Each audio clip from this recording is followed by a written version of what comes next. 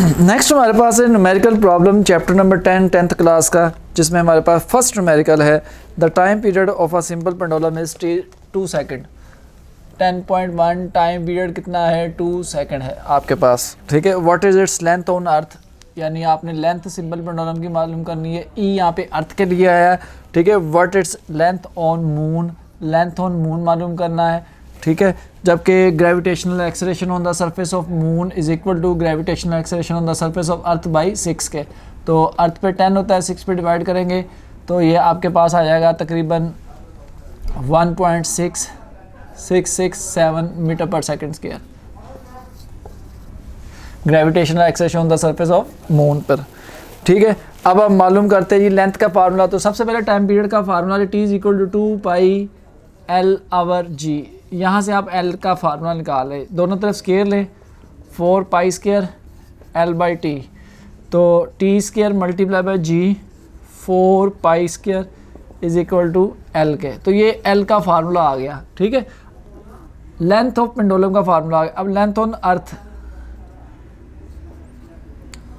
Gravitational acceleration on earth 4 pi square, value put करते हैं 2 का स्केयर, जी 10 होता है आपके पास तकरीबन 4 और पाई की वैल्यू 3.14 होती है, तो ये वैल्यू पुट करेंगे 1.02 मीटर आ जाएगा लेंथ ऑन अर्थ।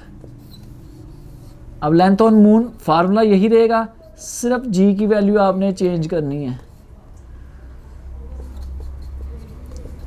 2 का स्केयर 1.6667 डिवाइडेड बाय 4 3.14 का स्केयर। ठीक है, तो लेंथ ऑन मून आपके पास आ जाएगी 0.168 मीटर, राउंड ऑफ करेंगे 0.17 मीटर आ जाएगी। ये लेंथ ऑन मून आ गई।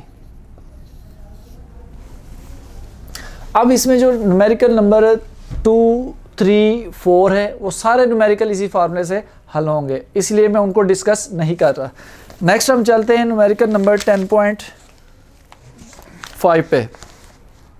10.5 न्यूमेरिकल आपके पास है, if 100 waves of a medium passing through a point in 20 second. Number of waves कितनी है, 100, कितने टाइम में पास हो रही हैं जी, 20 सेकेंड में।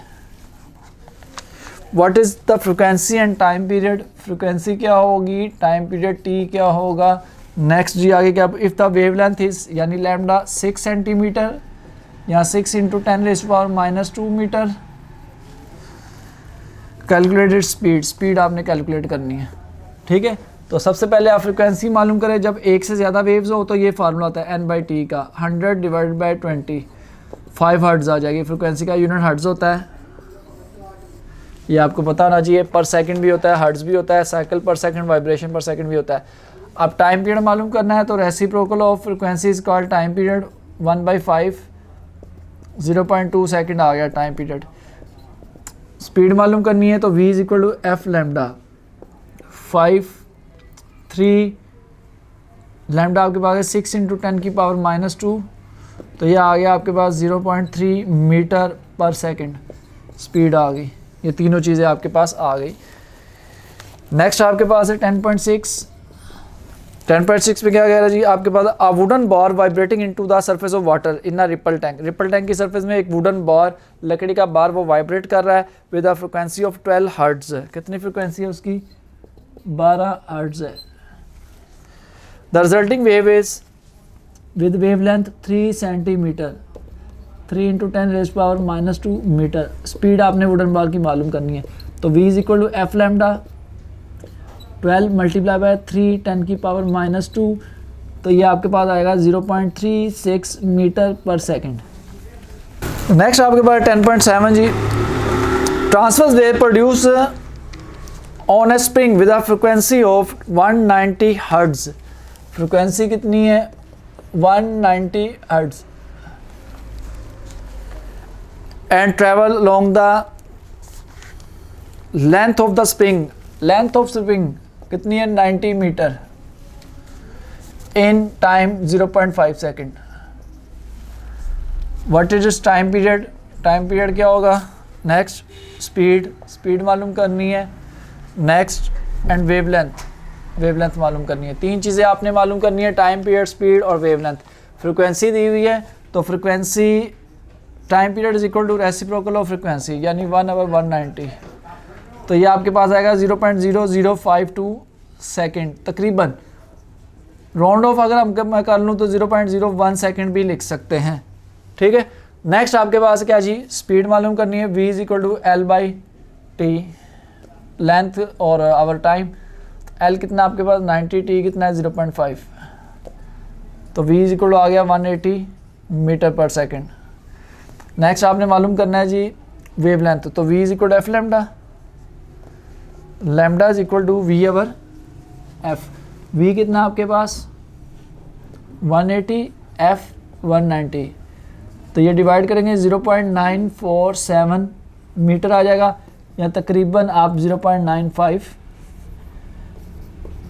मीटर भी लिख सकते हैं। नेक्स्ट आपके पास है 10.8 numerical. The water waves in a shallow dish 6 centimetre long. Water wave 6 centimetre long, it means कि ये वेवलेंथ है 6 × 10⁻² metre. At one point water wave move up and down at the rate of oscillation. Frequency दी हुई है जी 4.8 oscillation per second, oscillation per second दूसरा unit frequency का। What is the speed of the water wave, v मालूम करना है आपने। नेक्स्ट टाइम पीरियड t मालूम करना है।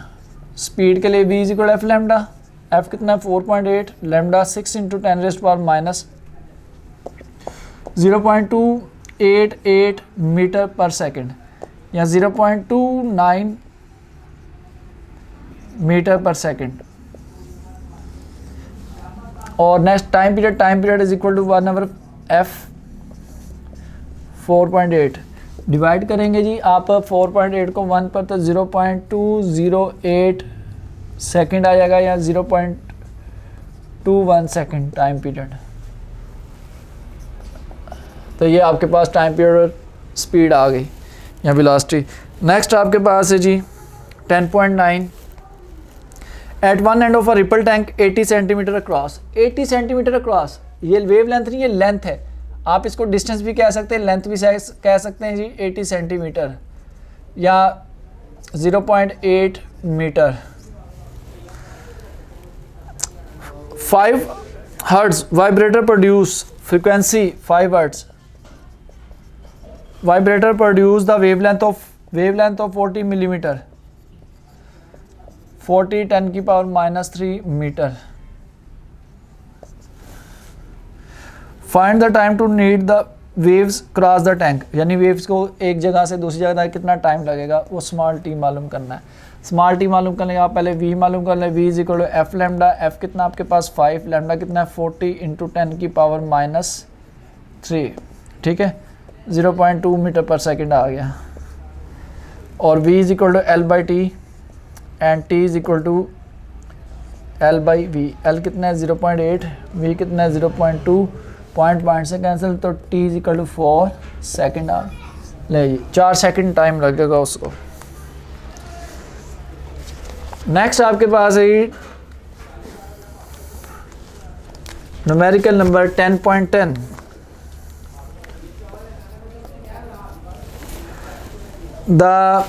What is the wavelength of the radio waves. Radio waves की वेवलेंथ क्या होगी, transmitted by FM station at a frequency of 90 megahertz.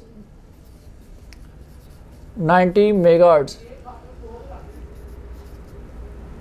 आप मिलियन भी कह सकते हैं, 90 मिलियन यानी 10⁶ hertz, with a speed of radio wave speed 3 × 10⁸ metre पर सेकेंड। इस स्पीड से वेवलेंथ आपने मालूम है। v is equal to f lambda, lambda is equal to v/f। v कितना है 3 × 10⁸, 90 × 10⁶। ये आ गया जी 1/30 × 10⁻² रह गया, या 100 डिवाइडेड बाय 1/30, तो 3.33 मीटर आपके पास आंसर आ जाएगा इसका। तो ये आपके पास इस चैप्टर के न्यूमेरिकल हैं जो कि आपको बोर्ड पे दिखाई दे रहे हैं।